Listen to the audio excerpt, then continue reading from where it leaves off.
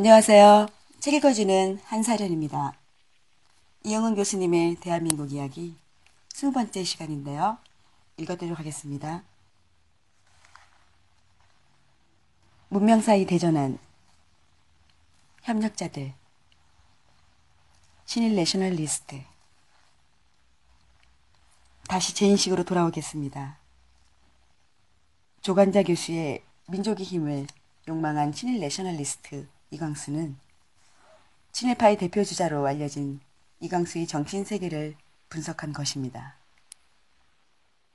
일본 유학생 출신의 이광수는 잘 알려져 있듯이 근대문학을 개척한 선구자이자 당대에서는 가장 인기 있는 작가의 한 사람이었습니다. 그는 한때 상하이로 건너가 임시정부에도 참여하였습니다. 그러했던 그가 협력자로 돌아선 것은 적어도 개인적인 영달을 위한 것은 아니었습니다. 흔히들 친일파라 하면 그렇게 알고 있지만 조간자의 논문은 그러한 통설적 이해를 정중히 거부합니다. 오히려 이광수는 진지하였습니다. 왜 그랬을까요? 다름 아니라 일본을 조선이 본받아야 할 선진 문명으로 인정했기 때문입니다. 그는 조선의 불결, 무질서, 비겁, 무기력 등에 절망합니다.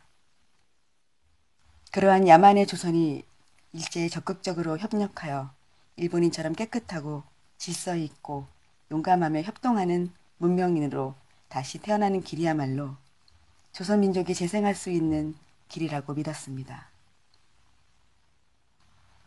그리고 그 점에서 그는 정직하였습니다.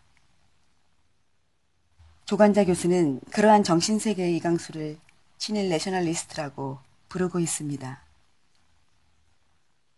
친일을 하는 민족주의자, 이 얼마나 모순된 표현입니까? 그러나 저는 그러한 모순된 표현에서 이광수만이 아니라 식민지기를 살았던 대다수 지식인의 정신세계를 읽을 수 있다고 생각합니다. 그들에게서 협력과 저항은 신구 두 문명이 격렬히 충돌하는 고통이었으며 그 속에서 문명인으로 소생하기 위한 실존적 선택의 몸부림이었습니다. 식민지기 그러한 정신세계는 최경희 교수의 논문 친일문학의 또 다른 층의 젠더와 야국초에서 더없이 섬뜩하게 그려지고 있습니다. 저는 경제사 전공자로서 문학사에 대해선 아는 것이 없습니다만 이 논문을 읽다가 어느 대목에서 전율을 느꼈습니다. 최정희라는 여류작가의 야국초라는 소설은 1942년 어느 조선인 어머니가 10살 난 아들을 데리고 일본군 지원병 훈련소를 방문하여 아들에게 훈련소를 견학시키면서 아들이 나아가 나이가 차면 일본군으로 보낼 것을 다짐하는 내용입니다.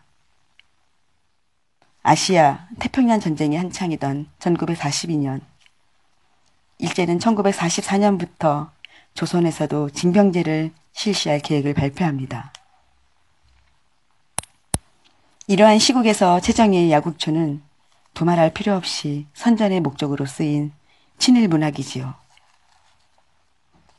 그렇지만 최경희 교수는 정치적 입장이 그렇다고 하여 소설의 저변에 깔린 문화적 요소의 의미마저 모조리 무시해버리는 처사는 곤란하다고 하면서 종종까지 소홀하였던 여성의 시각에서 소설을 다시 읽자고 제안합니다. 그 어머니는 간호부라는 직업을 가진 신여성으로서 사회적 지위가 있는 어느 조선인 유부남과 사랑을 나누었습니다. 하지만 아기를 임신하자 남자는 배신하고 맙니다. 어머니는 낙태의 유혹을 이기고 아이를 사생아로 낳지요. 어머니가 그 아들을 일본군에 보내려고 하는 것은 그 아들을 비열하고 무책임한 조선의 사생아가 아니라 정직하고 책임 있는 제국의 아들로 바치고자 하는 뜻입니다. 그렇게 자기를 배신한 조선인 남자에게 복수하는 겁니다. 다쳐진 아들은 결국 전쟁에 나가 죽게 되겠지요. 어머니는 그것을 모르지 않습니다. 결국 이 소설은 단순한 친일 선전문학이 아니라 남성과 제국의 횡포에 속절없이 순응하며 희생할 수밖에 없는 식민지 여성의 절망과 죽음을, 나아가 작가 최정희 자신의 정신적 죽음을 그린 것입니다. 제가 전율을 느낀 것은 최경희 교수의 섬세한 분석이 이 대목에 미칠 때였습니다. 다시 말해 협력은 절망이고 죽음이었습니다. 그렇다면 그것은 저항이 아닙니까? 협력과 저항의 경계는 그렇게 다시 한번 애매해졌습니다.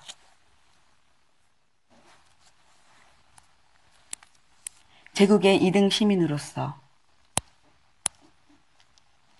이강수나 최정희와 같은 적극적인 협력자들이 조선이 일제에 적극적으로 협력하여 순수하고 정직한 민족으로 다시 태어나는 것이 조선이 자손들이 살 길이라고 생각하는 것은 당시 일본 제국의 판도가 공간적으로 대폭 확장하고 있었던 객관적 상황과 밀접한 연관이 있다고 저는 생각합니다.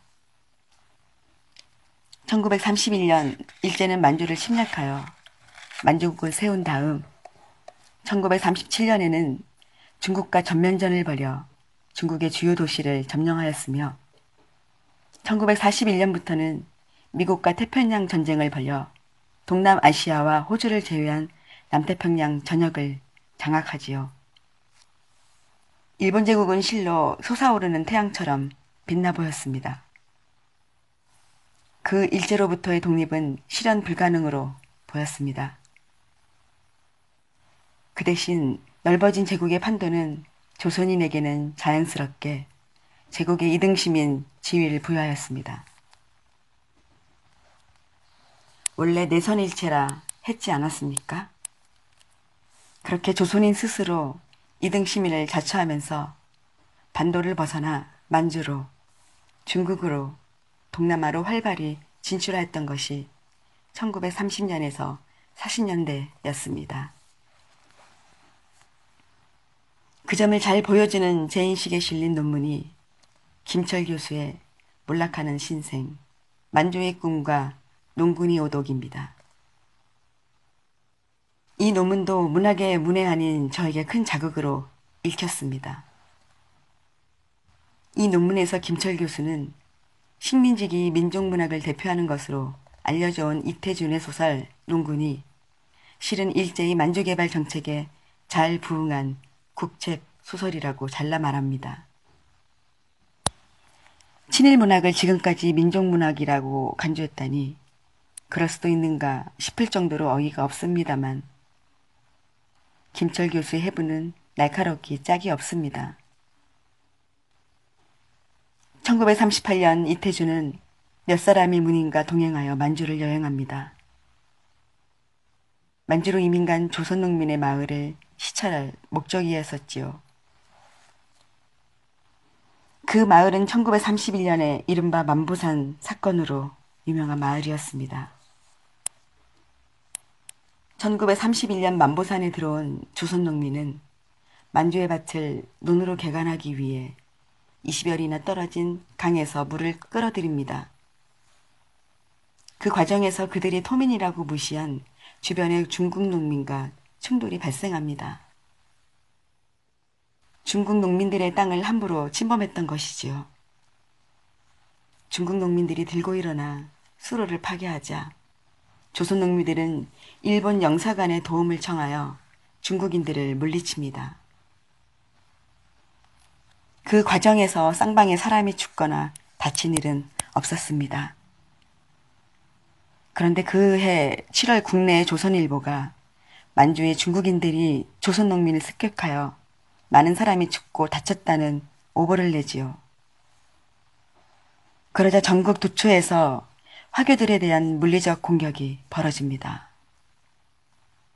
평양이 가장 심했는데 무려 127명의 화교가 살해당하고 393명이 부상을 입었습니다. 이것이 만보 산사건의 전말입니다. 그 사건 7년 뒤 만주를 여행한 이태주는 식민지 모국의 지식인처럼 만주의 이 도시와 저 도시를 이국 취향으로 즐겼을 뿐 아니라 만보산에 들러 만주 개척의 성공 실태를 확인하고 만족스러워합니다. 만주는 그렇게 조선 농민의 덕분에 마력이나 출몰했던 황무지에서 풍요로운 땅으로 바뀌었습니다. 소설 농구는 겉으로 보기엔 고향을 떠나 험한 만주 땅에서 힘써 개간에 성공한 진취적인 조선 농군을 다룬 민족소설 같아 보입니다. 그렇지만 김철 교수는 소설이 전제하고 있는 시대적 맥락을 이와 같이 짚어냄으로써 민족소설로 알려져 온 것을 단번에 친일 국책 소설로 뒤집어 버렸습니다. 이 글을 읽으면서 저는 1904년 러일 전쟁 이후 일본인들이 한반도로 건너와 여기저기 농장을 차리던 때를 떠올렸습니다. 그때 주변엔 조선 농민과 많은 충돌이 발생했는데 그 역시 수리 시설 때문이었습니다. 1930년대가 되니 만주에서 똑같은 문제가 발생하였군요. 앞에서는 일본인이 조선인을 멸시하였는데 뒤에서는 조선인이 중국인을 멸시하는군요. 비슷한 이야기를 싱가포르의 수상 리카뉴의 자서전 인류국가의 길에서 읽은 기억이 납니다. 리카뉴는 자기 한국인에 대한 첫인상은 좋지 않았다고 합니다. 제2차 세계대전 당시 일본군이 싱가포르를 점령했을 때 한국인 외인 부대가 뒤를 따라 들어왔는데 몹시 거칠었고 일본군만큼이나 고압적인 태도를 보였기 때문이라는군요. 아마도 일본군의 뒤를 따른 조선인 군속들이었을 겁니다. 그렇게 제국의 판도가 넓어지면서 조선인은 다른 약소 민족에 대한 억압자로 변신하고 있었습니다. 협력의 전신이 국제적으로 확장되면서 협력의 내용까지 바뀌어 간 것입니다. 다음 장에서 다룰 일본군 위안부 문제도 그러한 예의 하나라고 할 수 있습니다. 네, 여기까지 하겠습니다.